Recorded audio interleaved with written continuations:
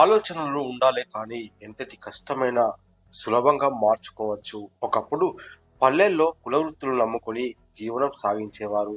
ఒక్కో కులానికి ఒక్కో వృత్తి ఉంటుంది. ఈ రోజుల్లో అతి కష్టమైన ఉపాధి ఏదైనా ఉంది అంటే కేవలం అది కుల వృత్తి మాత్రమే. బెస్త కులస్తుల కష్టాన్ని చూసి చెల్లించిన ఈ యువకుడు నీటిలో నడిచే సైకిల్ ఆవిష్కరణకు శ్రీకారం చుట్టాడు. అంతేకాకుండా ఇంటింటా ఇన్నోవేషన్ అవార్డు గెలుచుకొని ఎందరికో ఆదర్శంగా నిలిచాడు.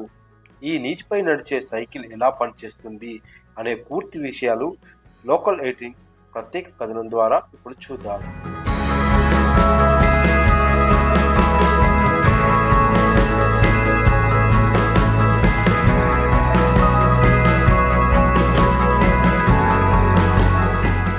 పెద్దపల్లి జిల్లా అంతర్గాం మండలం ఎల్లంపల్లి గ్రామానికి చెందిన గోలివాడ ప్రదీప్ కుమార్ డిగ్రీ పూర్తి చేసుకొని హైదరాబాద్లో స్విగ్గీలో డెలివరీ బాయ్గా పనిచేస్తున్నాడు. పనిచేస్తున్నది డెలివరీ బాయ్గా అయినప్పటికీ అతని ఆలోచనలు మాత్రం ఎప్పుడూ ఆవిష్కరణల మీదే ఉంటాయి.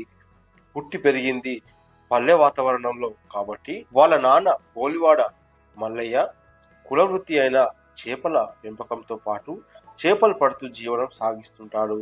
ఆ చేపలు పట్టే క్రమంలో ఎన్నో ఇబ్బందులు ఉంటాయని గమనించిన ప్రదీప్ ఎలాగైనా నాన్న కోసం నీటిపై నడిచే సైకిల్ని కొనుగోలు చేద్దామని అనుకున్నాడు.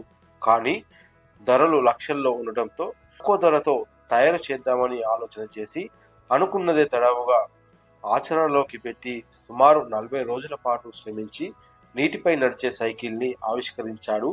నా పేరు గోలవాడ ప్రదీప్ కుమార్. మాది ఎల్లంపల్లి గ్రామం.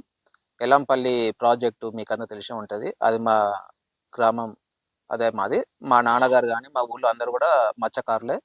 వాళ్ళు ప్రతి ఒక్కరు కూడా దాంట్లో నీళ్ళలోకి వెళ్ళడము, వాళ్ళు చేసుకునే పనికి ఏదన్నా ఒకటి నేను వారికి మంచి సులువుగా వాళ్ళు చేసుకోవడానికి ఒకటి చేయాలని చెప్పి ఒక ఆలోచనతోటి వాళ్ళు పడే కష్టాలకు నాకు ఒక ఆలోచన మంచి వాళ్ళకు చేయాలని చెప్పేసి అని ఇది దాని నుంచి పుట్టిన ఆవిష్కరణ. దీనికోసం నేను ఒక 40 రోజులు కష్టపడి చేయడం జరిగింది. నీటిపై నడిచే సైకిల్ని తయారు చేసేందుకు పలు ప్రాంతాలు తిరిగిన ప్రదీప్ సుమారు 45,000 రూపాయలు వరకు ఖర్చు అవుతుందని అంచనా వేసి డెలివరీ బాయ్గా పనిచేసిన వచ్చిన వేతనంతో కావలసిన సామాగ్రిని ఆన్లైన్ ద్వారా కొనుగోలు చేశాడు.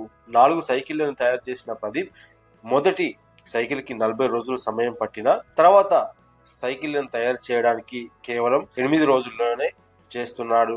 అలా 4 సైకిళ్లను తయారు చేసిన ప్రదీప్ 2 సైకిళ్లను అవసరమైన వారికి విక్రయం చేశాడు.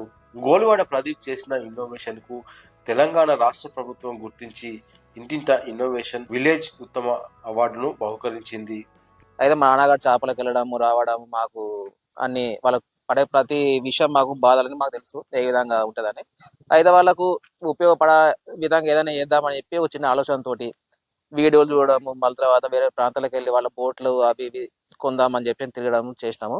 ఆ సందర్భంలో అవన్నీ కూడా చాలా ఖర్చుతో కూడుకున్న పనులు. 4 లక్షలు 5 లక్షల పైన ఉన్నాయి. అయితే వాళ్ళకు ఉపయోగపడే విధంగా మన ఫిష్లకు ఫీడింగ్ చేయడానికి కానీ, లేదా వాళ్ళు ఆహ్లాదంగా బయటకు వెళ్ళడం కానీ, లేకపోతే వాటర్ తిరగడానికి కానీ, దేని కానీ ఇది చాలా బాగుంటుందని చెప్పేసి ఈ విధంగా నాకు వచ్చిన ఆలోచనతోటి చేయడం జరిగింది. ఆన్లైన్లో తీసుకుంటే మనకు అరౌండ్ వేరే దేశాల్లో ఉన్నాయి 4 నుంచి 6 లక్షల మధ్యలో ఉన్నాయి. దాని కంపెనీ బ్రాండ్ను పట్టేసి మనకు సామాన్య ఒక మత్స్యకారుడు దాన్ని కొనలేడు.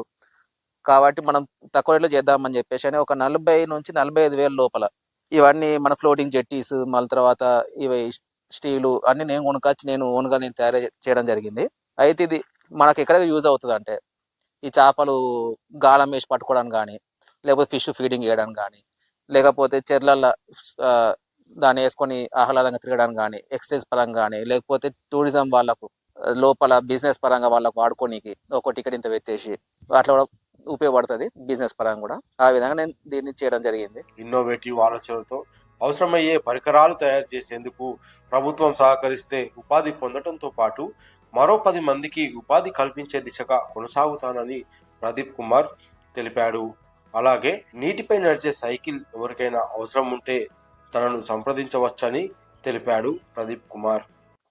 2025 సంవత్సరము జనవరి 26 రిపబ్లిక్ డే రోజున నాకు రాష్ట్ర ప్రభుత్వం గుర్తించి నాకు ఇంటింటా ఇన్నోవేషన్ అవార్డు ఇవ్వడం జరిగింది. ఇటువంటి అవార్డులు ఇచ్చి గవర్నమెంట్ ప్రోత్సాహంతో పాటు మాకు ప్రోత్సాహం ఏమైనా అందిస్తే నాకు ఉపాధి దొరకడంతో పాటు ఇంకో 10 మందికి నేను ఉపాధిని సృష్టించే అవకాశం ఉంటుంది, వాళ్ళకి కల్పించే అవకాశం ఉంటుంది. కాబట్టి గవర్నమెంట్ మాకు ఆర్థిక సాయం చేయాలని కోరుతున్నాను.